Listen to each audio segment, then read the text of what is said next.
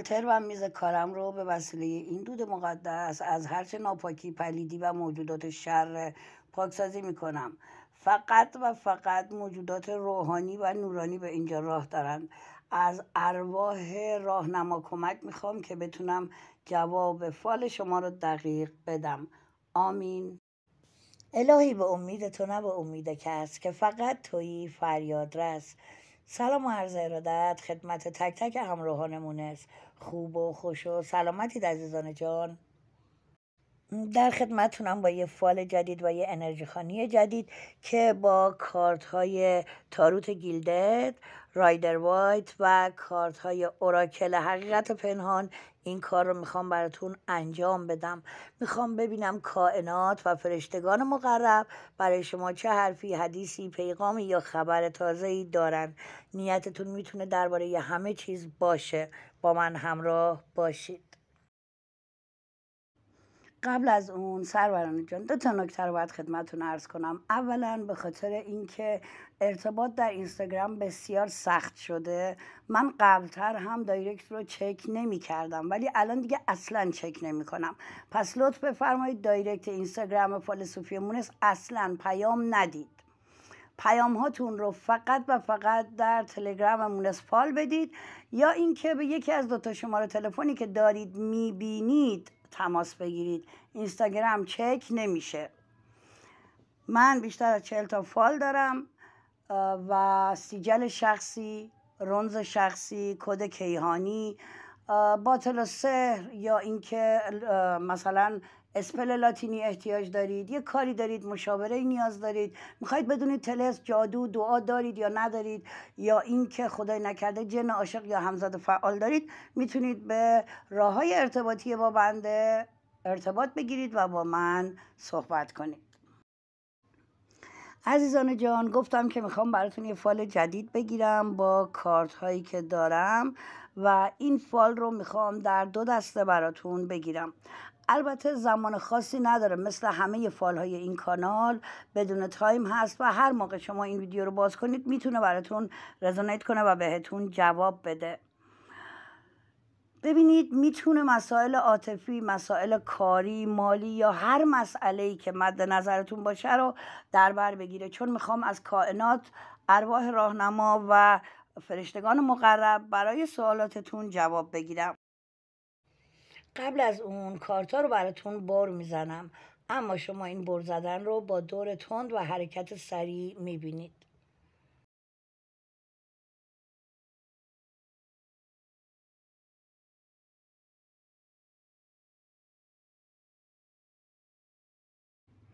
قبل از اون من به وسیله زنگوله و صدایی که ایجاد میکنم میخوام کارت ها رو پاکسازی کنم و آماده فال گرفتن کنم. میدونید که فرشتگان عاشق صدای زنگوله هستن.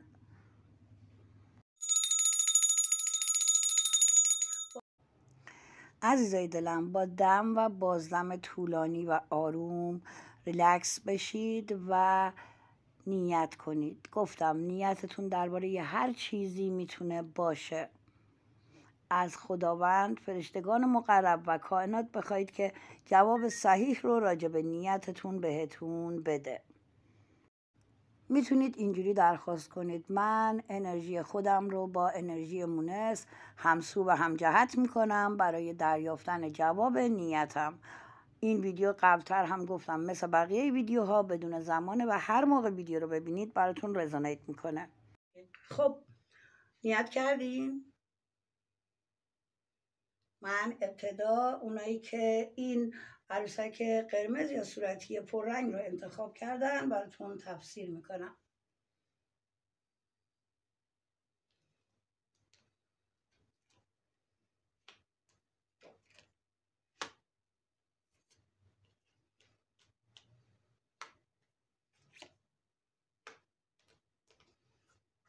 خب چه جالب، در هر زمینه‌ای که خواسته و نیتتونه عزیزای دلم، اگه قرار کاری رو انجام بدید 100% براتون خوبه. یه معجزه‌ای دارم تو زندگیتون میبینم که شما رو غافلگیر میکنه انشالله. و اگه یه شخصی هم قولی بهتون داده که فعلا بهش عمل نکرده، ممکنه فعلا شرایطشون نداشته باشه، چون خودش هم خیلی ناراحته. شخصی که متولد ماه اردیبهشت یا شهریور و یا مثلا یه ماهی مثل فروردین، اردیبهشت شهریور یا فروردین هست، یا خودتون متولد یکی از این ماه ها هستین، میبینم به مجردینی که توی رابطه نیستید ابراز عشق و ابراز علاقه خواهد کرد. همین روزا یه پول بزرگ و یه موفقیت باور نکردنی پیش روتونه. ببینید، اجازه بدید من اول کارت رو بهتون نشون بدم. توی این کارت ببینید، توی این کارت میبینید که امضای یک سند کاری یا سند عشقی براتون صورت میگیره. توی هر رابطه ای که باشه این امضا یه جورایی مثلا ناراحتی روش داشتید، شک داشتید، تردید داشتید و انتظار کشیدید، بالاخره براتون اوکی میشه و خیلی خیلی خوشحالتون میکنه، از ناراحتی و بیقراری درتون میاره. دارم میبینم که فکرتون درگیره و بیشتر این درگیری در مورد موضوعات مالی و عشقیه. اگه با یه شخصی قهر هستید یا باتون قهر کرده یا خودتون باش قهر کردید، آشتی رو براتون میبینم. یه شخصی رو ملاقات میکنید که روحیتون رو بهتر میکنه. شاید یه دوست قدیمی باشه. منتظر یه هدیه از طرف یه دوست هستید و متاسفانه این هدیه رو دریافت نمی کنید. تغییرات مثبتی براتون ولی دارم میبینم در هر رابطه ای که مد نظرتونه. یه ناراحتی و یه گرهی براتون میبینم که باعث شده به در بسته بخورید، که در زمینه عاطفی یا در زمینه کاریه. در هر زمینه‌ای که هست این گره به زودی باز میشه. نگران نباشید و فکر و ذهنتون رو بدید روی مسائل اصلی. اینقدر به این گره و گرفتاری فکر نکنید. هر آدمی نیاز به آرامش داره و شما هم نیاز به آرامش و ریلکس دارید.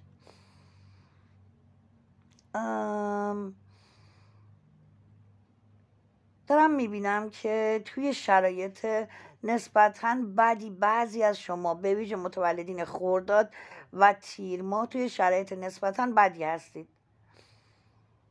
توی مسیر مالیتون اوضاع زیاد خوب نیست. خرداد و تیر ماه اختلافات احساسی هم براتون میبینم.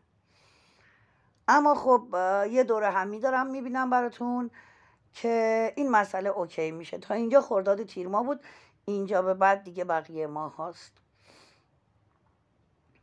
کار رو میخواید انجام بدید که سر دوراهی موندید.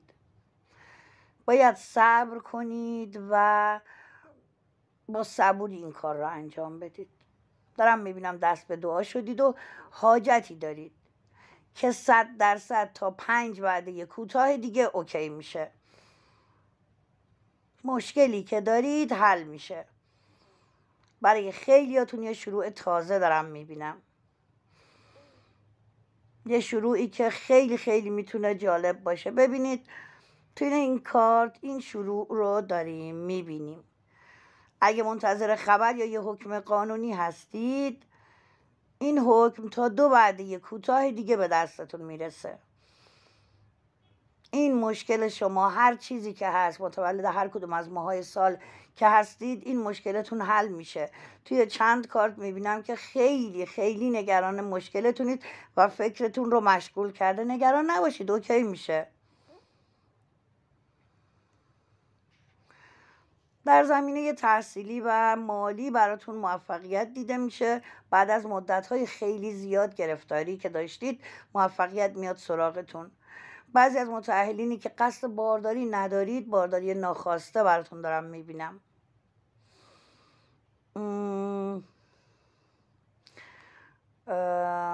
فصل بهاری که پیش رو داریم، به خصوص آخرای فروردین و اولای اردیبهشت، براتون خیلی خیلی اوکیه و اتفاقای خوبی براتون میفته. ببینید اینجا توی این کارت شما خیانت دیدید، شما دلتون شکسته، شما از دوست یا رفیق یا آشنا نامردی و نامردمی و بدی دیدید و این باعث شده یه جورایی بترسید، نگران آینده باشید و بیش از حد هم نگران باشید. نگران نباشید، با اومدن بهار و سال جدید یک فصل جدید و بسیار عالی از زندگیتون رقم میخوره و اتفاقات بسیار خوبی براتون میفته. نگران این مسائل اطرافتون نباشید.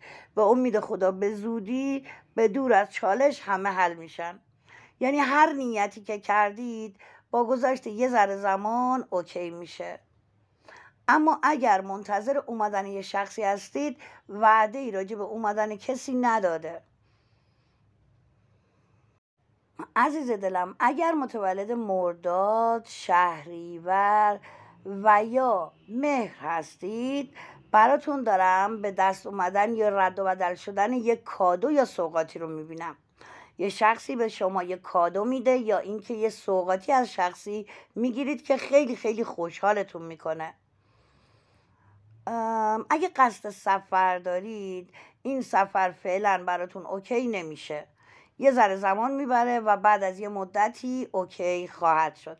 نگران نباشید.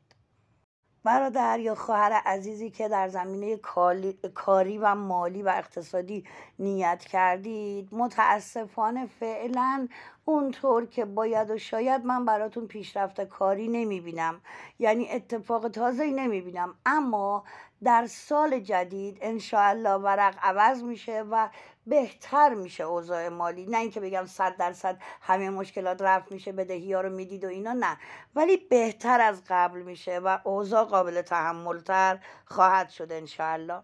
دارم یه دوره همی خانوادگی براتون میبینم که خودتون زیاد دوست ندارید برید، یا اینکه این دوره همی رو بگیرید اما بهتر این کار رو انجام بدید، چون در کنار خانواده بودن 100% برای شما عزیزان بهتر خواهد بود. خب حالا بریم سراغ دوتا کارتی که از حقیقت پنهان براتون در اومده.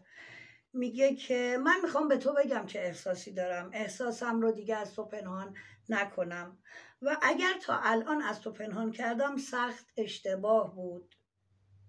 احساسی بسیار شیرین و عاشقانه. کارت دوم میگه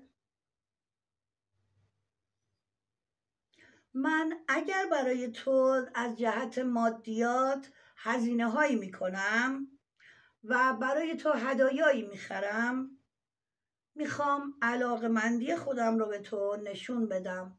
با این کار میخوام به تو ثابت کنم که چقدر دوستت دارم. خب اینم فال عروسک اول، یعنی عروسک قرمز یا صورتی پررنگ. فقط بهتون بگم یه کاری رو میخواید شروع کنید که شک دارید آیا شروع میکنید موفق میشید یا نه. شاید اوایل این کار زیاد خوب پیش نره، اما مطمئن باشید با موفقیت خیلی زیادی همراهه. حالا بریم سراغ تفسیر عروسک زرد یا لیمویی.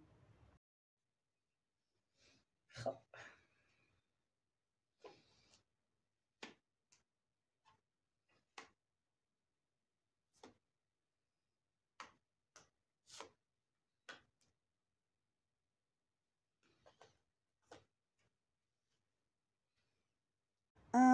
توی محیط کار رقیب براتون میبینم.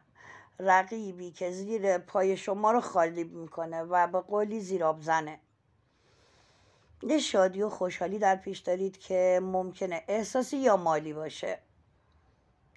اگه در حال رفت آمد به یه جایی مثل دادگاهی یا یه کار اداری یا قانونی هستید و منتظر حکم یا یه نتیجه‌ای هستین، اصلا نگران نباشید. به زودی از این مرحله سخت و حساس با سربلندی عبور میکنید. کارتون به سرانجام میرسه و موفقیت بسیار زیادی خواهید داشت. نگران نباشید. این مسئله رو میتونید توی این کارت هم ببینید. توی این کارت دارید پیروزی و موفقیتتون رو میبینید. البته اینم بهتون بگم که شخصی شما مجردینی رو که توی رابطه نیستی دوست داره.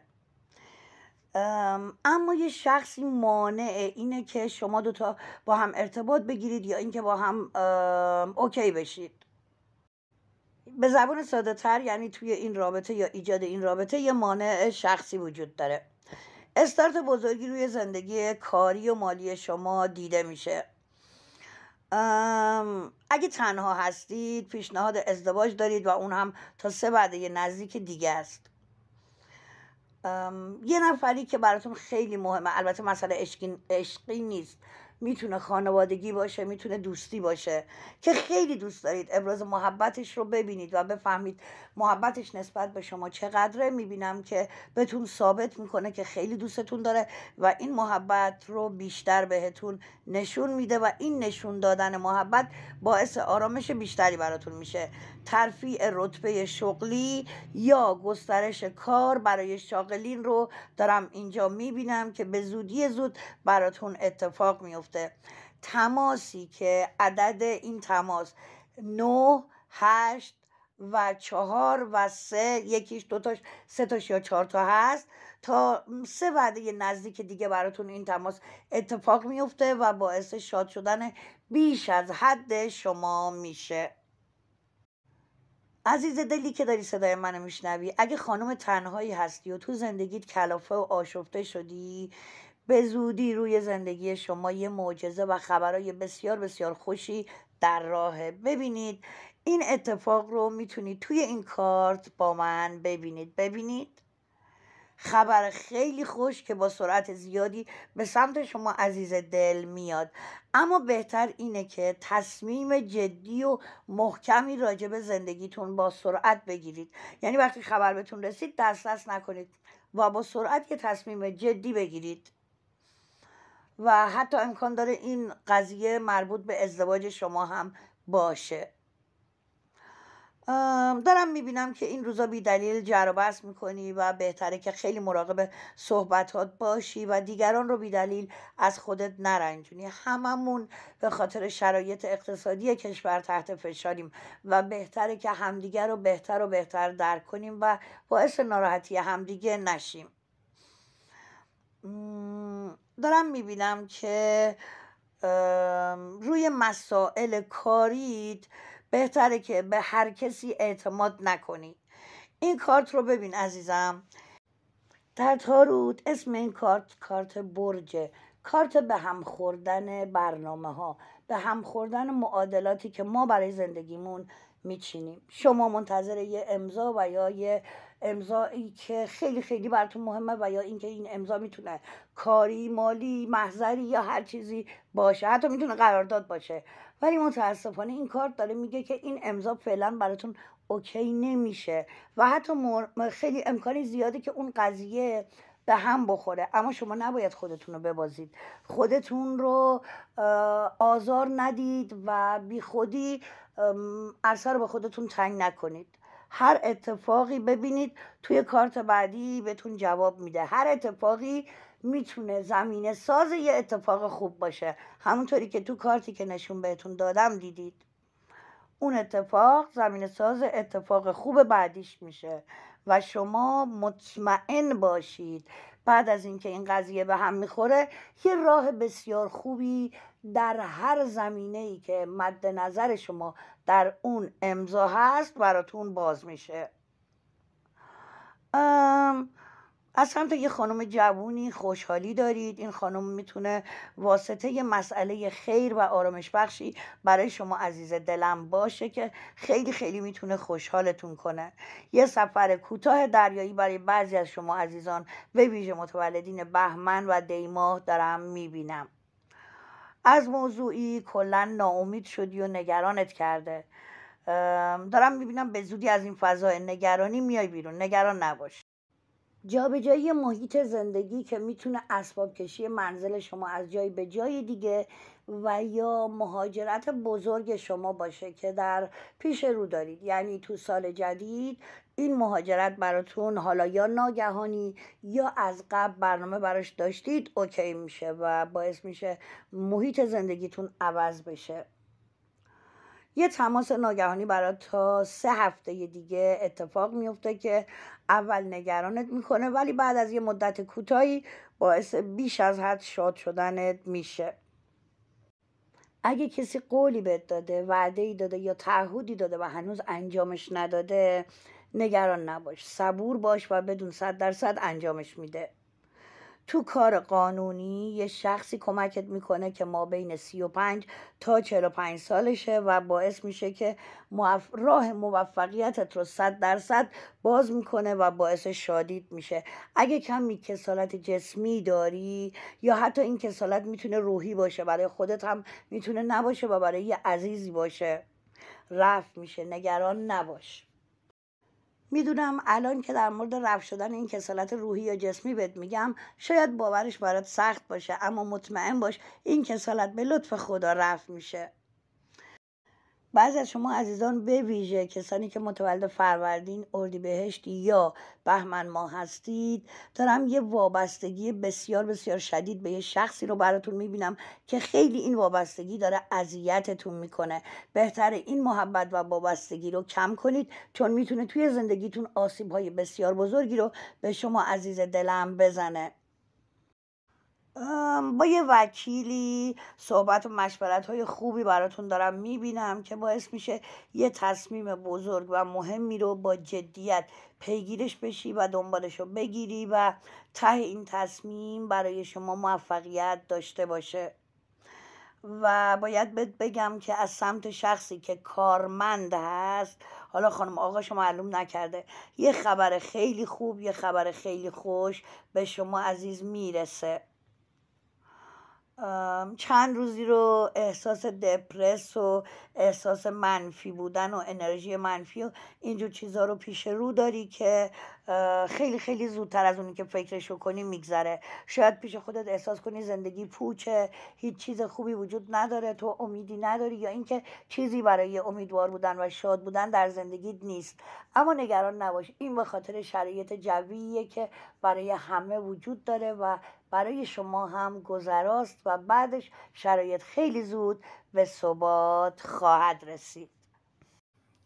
هممون باید انرژی مثبت دادن و خودمون رو وارد مسیر مثبت کردن رو یاد بگیریم. هر موقع که احساس میکنیم حالمون بده، دپرسیم، احساس پوچی داریم، بهتره که با اخبار خوب، با صدای موزیک شاد، با صدای عزیزانمون، با صدای پرندگان، رفتن در طبیعت، خودمون رو سریع از حالت دپرس و ناامیدی و انرژی منفی دور کنیم و باید یاد بگیریم به خودمون انرژی مثبت بدیم.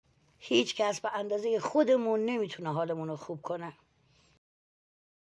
حالا میرسیم به 2 کارتی که از حقیقت پنهان براتون انتخاب شده. میگه که کشف حقیقت درباره رابطمون منو در هم شکست و نابود کرد. چه حقیقت تلخی بوده که اینجوری شده. کارت دوم میگه صدای تو و صحبتهای تو برای من موسیقی دلانگیز و آرامش بخشی بود. ای کاش این موسیقی هنوز هم در گوش من نجوا میکرد. اگر این موسیقی را داشته باشم، این بار با رفتار بهتری اداره خواهم کرد. عزیزای دلم، چیز دیگه ای توی کارتا نمیبینم به جز این که در هر موردی صبور باشید و بیگدار به آب نزنید و مطمئناً سال جدید برای هممون اتفاقای جدید، خوب و بسیار خوشی رو به همراه خواهد داشت. خب عشقا، ممنون که تا اینجا و تا آخر ویدیو با من همراه بودید. امیدوارم که دوست داشته باشید و فال رو لایک کنید و نظراتتون رو توی کامنت ها برای من بنویسید. عزیزای دلم، اگه تگنیت خواستید توی کامنت ها بنویسید، به زودی ویدیوشو براتون میذارم. ممنونم، دوستتون دارم خیلی زیاد. در پناه حق باشید. تا ویدیو بعد، خدا نگهدار.